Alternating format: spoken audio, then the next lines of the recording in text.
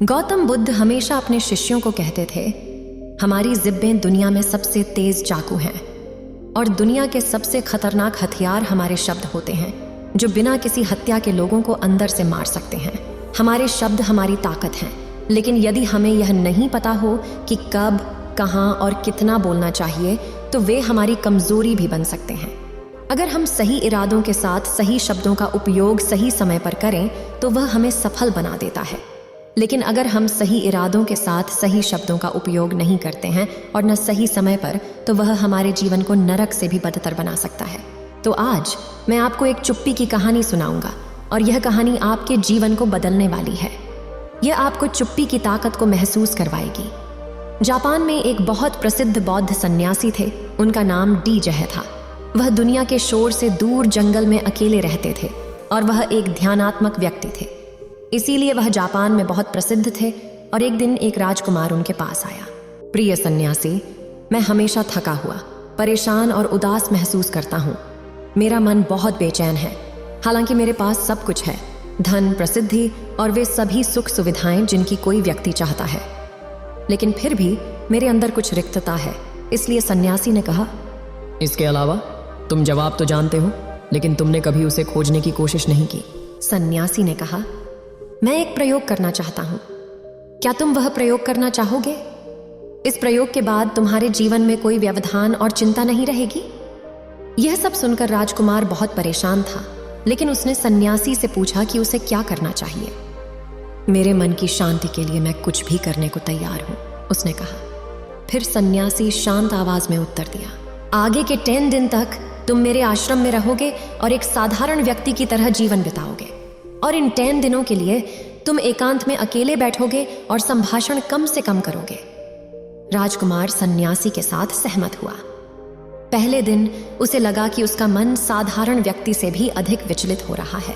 उसके मन में विभिन्न प्रश्न उठ रहे थे और वह साधारण लोगों की तरह जीवन जीने में असहज महसूस कर रहा था। उसके अंदर बोलने की एक मजबूत इच्छा थी, लेकिन उसने तालियां बजाने से इनकार कर दिया। एक शब्द भी नहीं, लेकिन वह शांत रहा। लेकिन जब रात बढ़ती गई, उसे महान शांति का अनुभव हुआ। यह उसके लिए बहुत अजीब था। वह अंदर से खुश महसूस कर रहा था और अपने आप से पूछ रहा था कि अशांति कम हो क्यों रही है। अगले दिन राजकुमार एकांत में बैठा प्रकृति को देख रहा था। फूल, पौधे, आसमान में उड़ते पक्षी, एक शब्द भी नहीं, लेकिन वह शांत रहा। लेकिन जब रात बढ़ती गई, उसे महान शांति का अनुभव हुआ। यह उसके लिए बहुत अजीब था। वह अंदर से खुश महसूस कर रहा था और अपने आप से पूछ रहा था कि अशांति कम हो क्यों रही है।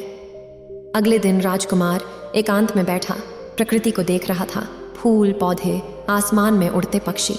अपने जीवन में पहली बार उसे यह दिखाई दे रहा था कि वहां उसके आसपास की प्रकृति कितनी सुंदर है। वह प्रकृति को देख सक और महसूस कर सक रहा था। इस तरह एक सप्ताह बिता गया और उसके मन में सभी अशांति, सभी उथल पुथल, सब कुछ मिट गया। 8वें दिन के सुबह राजकुमार की आंखें स्वतः बंद होने लगीं और वह गहरी ध्यान में चला गया। उसने आंखें बंद की, गहरे ध्यान में चला गया। उसके मन में कोई चिंता या व्यवधान नहीं था। राजकुमार अंदर से गहरी शांति महसूस करने लगा। गहरी ध्यान में बाकी 2 दिन बिताने के बाद राजकुमार बौद्ध सन्यासी के सामने प्रस्तुत हुआ। राजकुमार ने सन्यासी से कहा, प्रिय सन्यासी, मुझे जवाब मिल गया कि मेरा मन इतना बेचैन और अशांत क्यों था। उसने कहा, मैं जानता था कि मेरा मन इतना विचलित और बेचैन क्यों हो रहा था। फिर उसने पूछा, मुझे बताओ, तुम्हें कौन सा जवाब मिला? राजकुमार ने कहा, मैं जरूरत से ज्यादा बातें करता था और पूरे दिन लोगों पर अपनी ऊर्जा व्यर्थ करता था और मैं सिर्फ उनके बारे में सोचता था और अधिकांश समय मैं उनके बारे में नकारात्मक सोचता था। इस तरह मैं अपना समय व्यर्थ कर रहा था और मेरा मन अत्यधिक बेचैन हो गया था, अत्यधिक बोलने और सोचने के कारण। इसके कारण मैं किसी काम को अच्छी तरह से नहीं कर पा रहा था, जिसके कारण मैं लगभग हर काम में विफल हो रहा था और निरंतर असफलता ने मुझे और उदास और चिड़चिड़ाया और इसने मेरे जीवन को और भी बर्बाद कर दिया। लेकिन ये 10 दिन पूरी तरह से अलग थे। अब ऐसा लगता है कि मैं अपने जीवन को पूर्णता के साथ जी रहा हूँ और उससे पहले मैं अपने जीवन को गलत तरीके से जी रहा था। मुझे यह भी सीखने को मिला है कि हमें ध्यान करने की आवश्यकता नहीं है। ध्यान स्वतः ही हो जाता है जब हम शांत और चुप होते हैं। ध्यान में सबसे पहली चीज जो मैंने सीखी है वह यह है कि अपने आप को जानने के लिए एक व्यक्ति के जीवन में सबसे महत्वपूर्ण घटना होती है। बौद्ध सन्यासी ने कहा कि सिर्फ तुम ही नहीं, दुनिया में अधिकांश लोग अत्यधिक बोलते हैं। आज भी अधिकांश लोग सिर्फ दूसरों को निंदा करने के लिए ही बात करते हैं, और आज भी लोग ज्यादा बोलते हैं और अपना जीवन और दोस्तों को बर्बाद करते हैं। सन्यासी ने श्रमजीवी को चुप रहने की महत्वता समझाई और कहा कि एक बार शिष्यों ने गौतम बुद्ध से पूछा था, प्रिय बुद्ध, आप अधिकांश समय चुप रहते हैं, ऐसा क्यों? बुद्ध ने कहा, चुप रहकर मैं गहराई में चुप रहता हूँ। शांति को जानने का पहला कदम शांति होना है। अगर आपको बोरी नहीं होती है तो आप खुद को जानना असंभव है। खुद को जानने का पहला कदम शांति है। उत्पादन के बिना बात करने वाले व्यक्तियों के पास बात करने की आवश्यकता नहीं होती है और वे बात करना बंद कर देते हैं। और यहाँ आपको यह देखने को मिलेगा कि 90% बोलना हानिकारक है। यदि आपने बोला ही नहीं होता तो यह बेहतर होता। यदि लोग थोड़ा चुप रहें तो 90% समस्याएं कम हो जाएंगी, झगड़े कम होंगे, बेचैनी कम होगी, फेंकना कम होगा। यदि आप दोनों चुप रहना सीख लें तो दुनिया में बहुत सी समस्याएं सिर्फ बात करने से होती हैं। सभी चीजें चुप हो जाती हैं। जब केवल आप बोलते हैं तो आप अकेले अकेले एकांत में होते हैं। भीड़ भरे बाजार में खड़ा होकर आप नहीं बोलते हैं तो आप हिमालय के शिखर पर पहुंच गए हो। मोंटी ब्लैक और सिल्वर वाले व्यक्ति को जिसे अकेले होने की कला आती है, वह भी भीड़ में अकेलापन की कला जानता है। वह अपने पिता के लिए स्नान करना शुरू करता है। एकांत में इंसान स्वर्ग भी है। दूसरों की मौजूदगी बेचैनी पैदा करती है। पहले खुद के साथ शांति पहने, फिर अपनी ऊर्जा मोड़ में जाने दें, मन को घर लाने दें। जब आप दूसरों की मौजूदगी से उठकर चिढ़ जाते हैं तब आपके लिए उचित होता है कि आंखें बंद करके खुद में खो जाएं। वहां से आपको भी ताजगी मिलेगी, क्योंकि आपके जीवन का स्रोत वहीं छिपा है।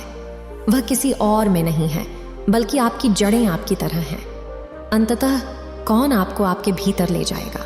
अगर कोई नहीं है तो मुझे अपने अंदर जाना होगा। इसलिए अपने अंदर जाइए। वही सर्वोच्च राजा है, वही जीवन का स्रोत है, वही सुख की जननी है, वही जग में अंधेरे में डूबने वाला है। वहीं आपका सूर्य उदय होता है, फिर संध्या होती है। जब भी आप डूब कर लौटते हैं तो आपको वहीं से मिलेगा। फिर आप फिर से ताजगी पाएंगे, फिर आप जीवन की नई संपत्ति पाएंगे। फिर से नई शक्ति जन्म होता है। थकाना गया, उदासी गई, चिंता गई, जैसे कोई नहा कर लौटता है। तन ठंडा हो जाता है, शांत हो जाता है। ठीक उसी प्रकार जब कोई अंदर से वापस आता है चुपचापता धोकर, तो संपूर्ण व्यक्तित्व शांत हो जाता है और मन आनंदित हो जाता है। जब आप उस आंतरिक मोह की ऊंचाई तक पहुंचते हैं तो आपको लगेगा कि आपकी मन विभाजित नहीं होता। बोलते रहने के बावजूद वह आपके अंदर हमेशा बैठी रहती है। आप बोलते हैं लेकिन अपने आप को छोड़ नहीं देते।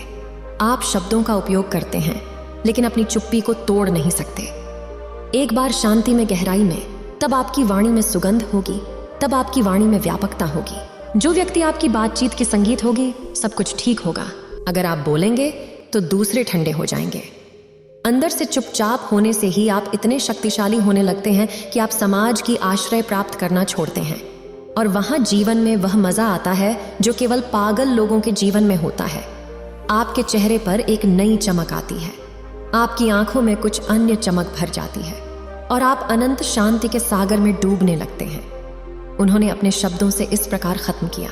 और साधु जी के धन्यवाद। राजकुमार, अपने महल में वापस आकर, दोस्तों, आपने भी अधिक बोलकर मन को शांत करने का अनुभव किया होगा। हमारा मन और हमारा ध्यान भी नियंत्रण खो देते हैं। ज्यादातर लोग बात करने के लिए ही बोलते हैं और अपनी जिंदगी और दोस्तों को बर्बाद करते हैं। अगर हम जीवन की सत्यता को समझे नहीं तो हम कभी भी इच्छित सफलता नहीं प्राप्त करेंगे।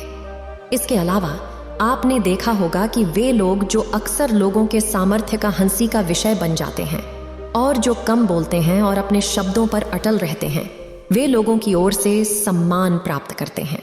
व्यक्ति जो लोगों की बातें सुनता है और जो लोगों के विचारों के बारे में विश्वास करता है, उसका मन अशांत होता है, उसका मन शोर से भरा होता है। अशांत मन वाला व्यक्ति जीवन में किसी भी कार्य में सफल नहीं होगा, क्योंकि उसे किसी काम पर ध्यान नहीं करने की क्षमता नहीं होती है। यदि किसी व्यक्ति को पता होता है कि कब, कहाँ और क्या कहना है, तो वह वास्तव में बहुत बुद्धिमान होता है। और ऐसा व्यक्ति जहां भी जाए उसका केंद्र आकर्षित होता है और वह जो भी काम करता है उसमें सफल होता है। यदि हम एक महान व्यक्ति की व्यक्तित्व की ओर देखें तो हमें पता चलेगा कि वह कम बोलता है और उसके शब्दों को सबसे कम शब्दों में समाप्त करता है। वह बोलने से पहले गहराई से सोचता है कि उसे क्या कहना है, लेकिन जो ज्यादा बोलते हैं वे कई बार झूठ बोलते हैं और अपने शब्दों के जरिए दूसरों के मन में कचरा डालते रहते हैं। अधिकांश समय वे दूसरों के प्रति बुरी तरह से व्यवहार करते हैं, इसलिए उनके अपने लोग भी उनसे दूरी बनाने का प्रयास करते हैं और दूर रहते हैं। हमारे भारतीय उपनिषदों में कहा गया है कि हमारे शब्द हमारी वास्तविक धर्म हो सकते हैं। शांति से धैर्य उत्पन्न होता है, धैर्य से ध्यान उत्पन्न होता है और ध्यान से एक अपनी जिंदगी की जागरूकता होती है। इसीलिए अगर हम अधिक बोलें तो हम उस शांति को खो देते हैं जो मन की शांति की पहली स्थान होती है। मित्रों, आज से हम भी शांति का अभ्यास करेंगे। अगर हम भी बोलेंगे तो यही आवश्यक है और हम कोशिश करेंगे कि हमारी बात को न्यूनतम शब्दों में समाप्त करें। संभव हो सके तो हम हर दिन कम से कम 30 मिनट के लिए अकेले में शांत रहने की कोशिश करेंगे और मेरा पूरा विश्वास है कि हम सभी में निश्चित रूप से एक सकारात्मक परिवर्तन होगा। उम्मीद है आप सभी को यह वीडियो अच्छी लगी होगी। अगर आप बुद्ध के सच्चे विश्वासी हैं तो चैनल को सब्सक्राइब और वीडियो को लाइक करके कमेंट में नमो बुद्धा लिख दीजिए।